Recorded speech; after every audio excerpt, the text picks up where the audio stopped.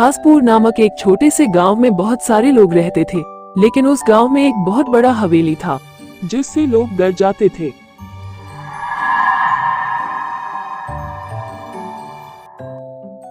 गांव में रहने वाले बच्चे तो हवेली को देखकर ही डर जाते थे। वह हवेली ही इतना डरावना था। गांव के ज्यादातर लोग हवेली के बारे में ही बात करते थे। अरे भाई, मैंने तो भूत को अपने आंखों से देखा है। मैं जब काम के लिए निकल रहा था तब मेरे सामने से ही गुजर गया। वो तो अच्छा हुआ मुझे देखा ही नहीं। अरे हाँ हाँ रामू, तू तो बिल्कुल सही कह रहा है। मैंने तो रोने की आवाज़ सुनी वहाँ पे। हमें कुछ ना कुछ करना ही पड़ेगा। आप ही कुछ करो मुखिया जी, नहीं तो हमारे साथ साथ हमारे बच्चों का भी नुकसान होगा। अरे हाँ हाँ भाई, अब तो कुछ ना कुछ करना ही पड़ेगा, नहीं तो वो भूत हम में से किसी को भी नहीं छोड़ेगा। उस हवेली में सच में एक बहुत बड़ा और डरावना भूत रहता था।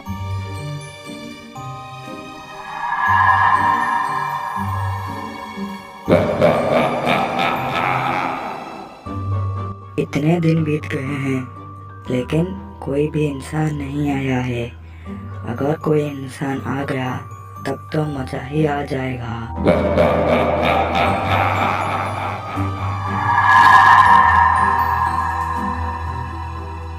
अरे मुन्नी, मेरा बेटा, गांव के पास जो हवेली है ना, उसके पास कभी मत जाना। वहाँ पर एक बहुत बड़ा भूत रहता है, डरावना है बहुत ज्यादा। हाँ हाँ पापा, मेरी फिक्र मत करो, मैं वहाँ पे कभी नहीं जाऊंगी। अपने पापा की बात को हमेशा याद रखना बेटा, समझ रहा है ना बेटा? ठीक है माँ, मैं हमेशा याद रखूंगी। ऐसे ही गांव की सभी पिता माता अपने बच्चों को उस हवेली की तरफ जाने के लिए मना कर देते हैं। इस गांव में अगर कोई बच्चा अपने पिता माता की बात नहीं सुनता था तो क्या होता था, आइए देखते हैं।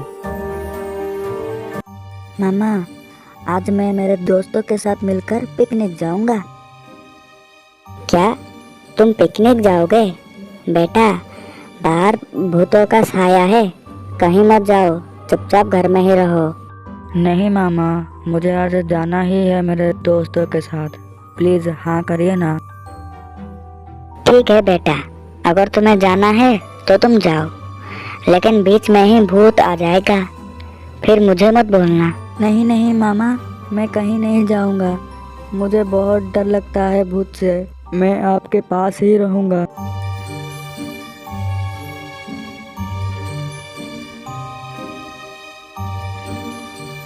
हवेली का भूत आ जाएगा, ये बात कहकर बच्चों को डराया जाता था। लेकिन हर गांव में तो एक ना एक शैतान बचा रहता ही है, ये बात तो सबको पता है। इस गांव में भी 3 शैतान बच्चे रहते थे, कमल, राम और नारायण। तीनों के तीनों दोस्ती के मामले में तो बहुत पक्के थे, लेकिन बहुत ज्यादा शरारती भी थे। तीनों दोस्त के अंदर नारायण थोड़ा सा डरपोक था। अरे कमल, जल्दी से लेकर आना यार, मुझे बहुत जोरों की भूख लग रही है। अरे हाँ हाँ, मुझे भी पता है। थोड़ी देर रुको, सबको मिलेगा। देख रहा है ना, मेरा तो हाथ भी नहीं जा रहा है ऊपर। मेरे लिए भी एक आम लेकर आ, मैं भी एक खाऊंगा। मुझे बहुत जोरों की भूख लग रहा है। अरे यार, सबको मिलेगा, थोड़ी देर सब्र तो करो। सब्र का फल मीठा ही होता है। कमल जैसे तैसे करके 3 आम निकल देता है, अपने दोस्तों को एक एक दे देता है और झरने के पास चले जाते हैं आम खाने के लिए। आम खाने के बाद राम के मन में कुछ शरारती बात आती है। चलो देखते हैं कि क्या है उसके मन में।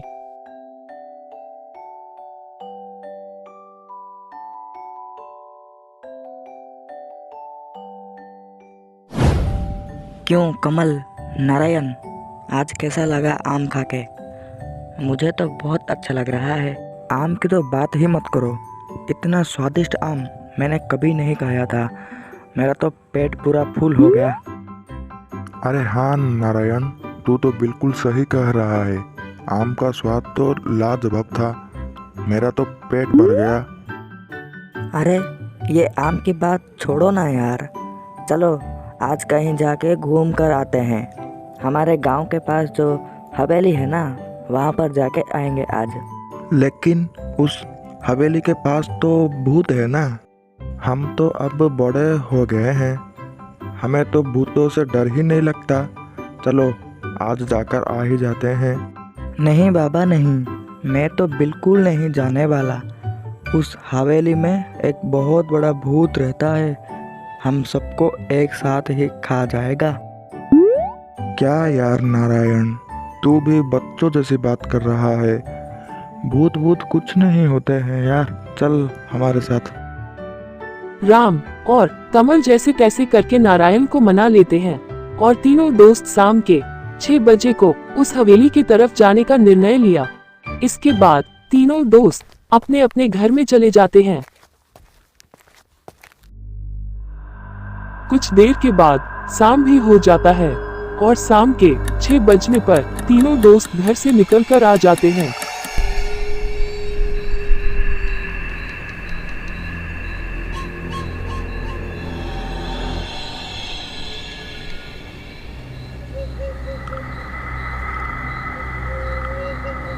तीनों एक जगह पर मिलकर कुछ बात करते हैं। ओए कमल, तू आज क्या काफी खाया है? अंधेरा भी हो गया था। राम और कमल तो बिल्कुल भी नहीं डरते थे, लेकिन नारायण थोड़ा सा डर जाता है। डरने के बाद भी नारायण उस हवेली में जाने की हिम्मत रखता है और कुछ समय बात करने के बाद तीनों दोस्त मिलकर उस हवेली ओर चले जाते हैं।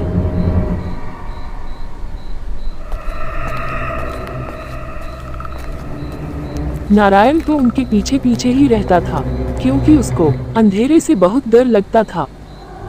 अंधेरे के रास्ते में कोई भी नहीं था, फिर भी नारायण को एकदम से कुछ नजर आ जाता है। नारायण बहुत ज्यादा डर जाता है और इधर उधर देखने लगता है। दोस्तों को अपने पास बुलाकर बताता है। अरे राम, कमल, मुझे लगता है कि यहाँ पर कोई है। क्या नारायण, तू भी इस सुनसान भरी रात में कौन आएगा यार हमारे पास? अरे हाँ नारायण, तू ज़्यादा डरपोक है ना, इसीलिए तुझे गलतफहमी हुआ है। चल हमारे साथ। अरे तुम दोनों मेरी बात का विश्वास करो, कोई बहुत तेज से आया और मुझे छूकर निकल गया। मुझे बहुत डर लग रहा है। अरे नारायण, कोई भी नहीं है, तू मत डर, तू हमारे साथ साथ ही चल, हम दोनों है ना तेरे साथ। चलो चलते हैं। नारायण समझाने की बहुत ज्यादा कोशिश करता है, लेकिन उसकी बात कोई नहीं सुनता और तीनों दोस्त फिर से निकल जाते हैं। अरे बाबा बचाओ रे। आगे क्या होता है ये जानने के लिए आपको देखना पड़ेगा पार्ट 2। तो चैनल को सब्सक्राइब करके बेल आइकन को जरूर दबा के रखें।